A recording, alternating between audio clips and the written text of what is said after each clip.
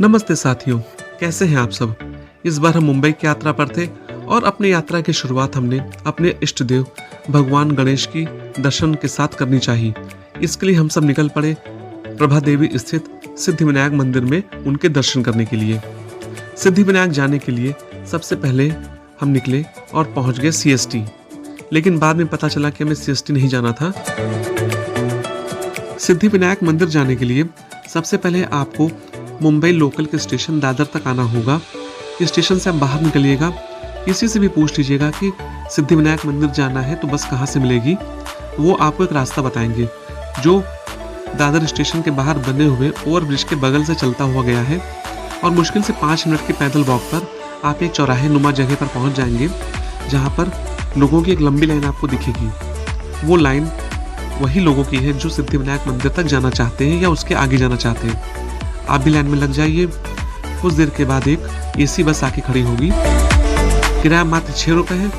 वो आपको प्रभा देवी चौराहे के पास उतार देगी और वहीं से सिद्धिविनायक मंदिर का रास्ता है। आप वहां पर उतरिए, मुश्किल से 5 मिनट पैदल चलेंगे और सिद्धिविनायक मंदिर पहुंच जाएंगे। अष्टविनायक में नहीं होने के बावजूद भी मुंबई स्थित सिद्धिविनायक मंदिर किसी सिद्धपीठ से कम नहीं है। विश्व प्रसिद्ध इस मंदिर के बारे में यह मान्यता है कि यहाँ गणपति के दर्शन मात्र से ही व्यक्ति के सारे दुख दूर और मनोकामनाएं पूरी हो जाती हैं। भारत की आर्थिक राजधानी कहलाने वाली मुंबई के प्रभा देवी इलाके में स्थित सिद्धिविनायक का पावन धाम, जिसकी गिनती देश के अमीर मंदिरों में होती है। भले ही यह मंदिर महाराष्ट्र के अष्टविनायक में ना आता हो, लेकिन इसकी महिमा उनसे कम नहीं है। भगवान गणेश के इस पावन सिद्धपीठ में देश विदेश से प्रतिदिन बड़ी संख्या में श्रद्धालु दर्शन के लिए आते हैं। यूं तो गजानन सिद्धिविनायक के भक्त दुनिया के हर कोने में है, लेकिन महाराष्ट्र में इनके भक्त सबसे अधिक संख्या में हैं। समृद्धि की नगरी मुंबई के प्रभा देवी इलाके का सिद्धिविनायक मंदिर उन गणेश मंदिरों में से एक है जहां सिर्फ हिंदू ही नहीं बल्कि हर धर्म के लोग दर्शन और पूजा अर्चना करने के लिए आते हैं। हालांकि इस मंदिर की न तो महाराष्ट्र के अष्टविनायकों में गिनती होती है, ना ही सिद्धटेक से इसका कोई संबंध है, फिर भी यहाँ गणपति पूजा का खास महत्व है। सिद्धिविनायक मंदिर के बाहर तरह तरह के प्रसाद की दुकानें लगी हैं। आप चाहे तो प्रसाद ले सकते हैं और उनके दुकानों के नीचे ही अपनी चप्पल जूते छोड़ सकते हैं, जिसका वो पूरा ध्यान रखेंगे। अगर आप बाहर प्रसाद न लेना चाहें तो अपनी सुरक्षा जांच कराकर आप अंदर आइए। अंदर भी लॉकर बने हुए जहां पर आप अपने जूते चप्पल रख सकते हैं। आप अपने साथ कोई भी छड़ी ये सब नहीं ले जा सकते। मेरे साथ सेल्फी स्टिक थी तो उन्होंने वहां पे काउंटर पे जमा करवा लिया, कहा कि लौट कर ले लीजिएगा। फिर हम सब अंदर गए। इस मंदिर में आपको मोबाइल प्रयोग करने की कोई मनाही नहीं होगी। आप आराम से मोबाइल निकाल कर वीडियो शूट कर सकते हैं। हाँ, जहाँ मंदिर का गर्भगृह है वहाँ पर मना करते हैं कि यहाँ पे मोबाइल का प्रयोग ना करें। किसी भी तरह की फोटो और वीडियो यहाँ पर ना खींचें। तो आप आइए, दर्शन कीजिए। जहाँ से लाइन लगती है वहीं पर RO भी लगा हुआ है। यदि आपको प्यास लगी तो आप स्वच्छ और निर्मल जल भी पी सकते हैं। सिद्धिविनायक मंदिर मुंबई स्थित एक प्रसिद्ध गणेश मंदिर है। यहाँ पर आना हर एक का सपना होता है।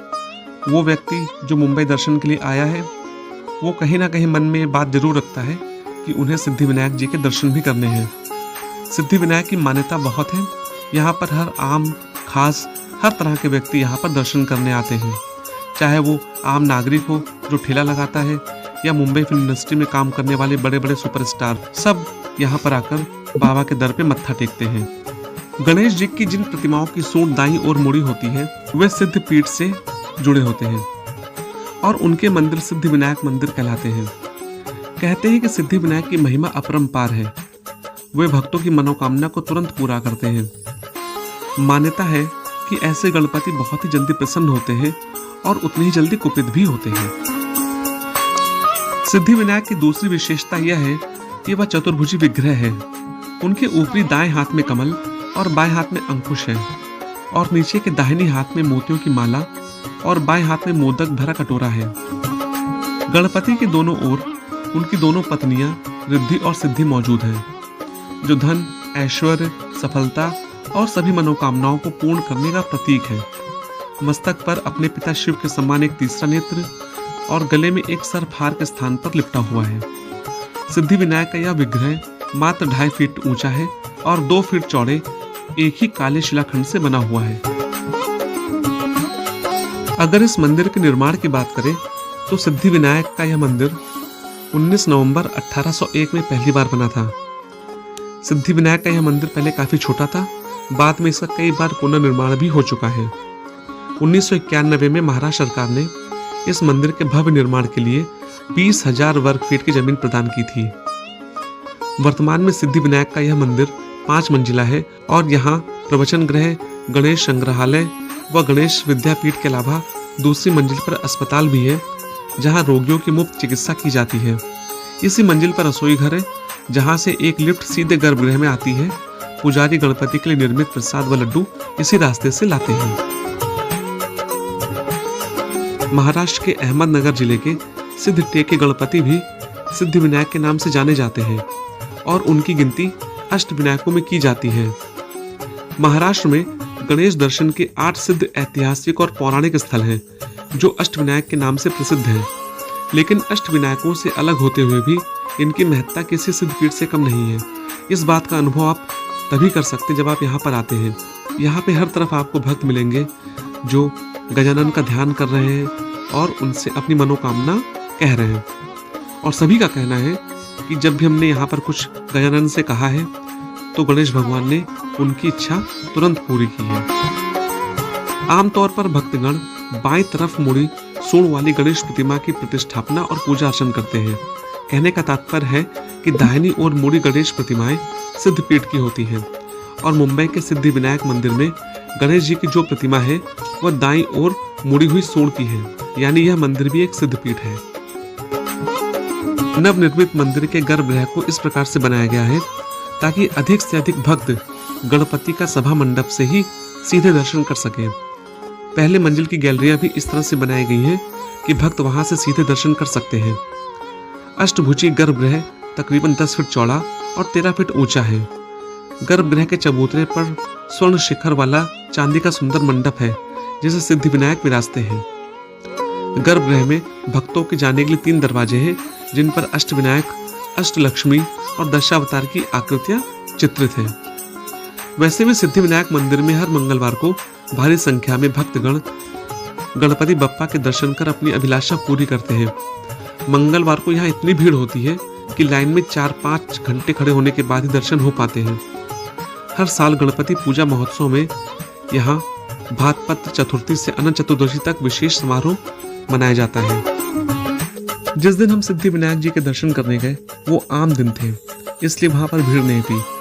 इसलिए हमने पहले एक बार दर्शन किया, उसके बाद इच्छा ही नहीं भरी, फिर हम लौटकर लाइन में लगे और हमने दर्शन किया। मुख्य गर्भगृह के सामने एक चबूतरा टाइप का बना है। मंदिर में कहा जाता है कि जब आप दर्शन करने जाएं तो वहां पर कुछ देर बैठकर भगवान का ध्यान अवश्य करें। हम सब भी वहां पर बैठे और वहां से अपने इष्ट को निहारते रहे। एक अद्भुत वातावरण है वहां का, जिसको हम शब्दों में बयान नहीं कर सकते। आप आएंगे तो आप कितने भी परेशान हो, कितनी भी समस्याएं आपके सामने हो, लेकिन एक अजीब सी शांति का अनुभव आपको वहां पर होगा। अन्य मंदिरों की तरह यहाँ पर भगवान गणेश के अलावा कई देवी देवताओं की प्रतिमाएं स्थापित हैं। भगवान गजानन के दर्शन करने के पश्चात भक्तगण अन्य देवी देवताओं के दर्शन करते हैं, उनका अभिवादन करते हैं और उनसे आशीर्वाद प्राप्त करते हैं। हमने भी यही किया। मन नहीं मान रहा था कि वहां से जाएं, लेकिन जाना तो था ही। इष्ट के दर्शन करने के पश्चात पुजारी जी ने हम लोगों को मोदक और गुलाब का फूल प्रसाद के रूप में दिया। जब एक मिठाई भगवान के चरणों को स्पर्श करती है तो वो प्रसाद का रूप ले लेती है और उस प्रसाद में एक अलग ही बात आ जाती है। यही हाल उस मिठाई का भी था, जो कहने को खोए का लड्डू था, लेकिन बहुत ही स्वादिष्ट था। मंदिर के बाहर एक बड़ी सी स्क्रीन लगी है, जो भक्तगण अंदर नहीं जा सकते हैं। वो सीधा प्रसारण देख सकते हैं भगवान के गर्भगृह का, जहां से उनको गणपति बप्पा के दर्शन मिल जाएंगे। मन में काफी शांति का अनुभव हो रहा था भगवान के दर्शन करने के पश्चात। दर्शन की सुंदर, मनमोहक और प्यारी छवि को मन में बसाकर, उनकी यादों को संजोकर हम सब मंदिर के बाहर निकल आए और एक खुशी मन से अपने होटल की तरफ वापस चल दिए। सिद्धिविनायक मंदिर सप्ताह के 7 दिन सुबह 5:30 से लेकर रात में 9 बजे तक खुला रहता है। रात्रि 9:30 बजे सेज आरती होने के पश्चात मंदिर को भक्तों के लिए पूरी तरह से बंद कर दिया जाता है। फिर अगले दिन सुबह 5:30 बजे ही भगवान गणेश जी के दर्शन कर पाएंगे। तो साथियों, मिलते हैं अगले किसी वीडियो में। तब तक के लिए अपने साथी अनुपम अग्रवाल को इजाजत दीजिए। जय गणेश।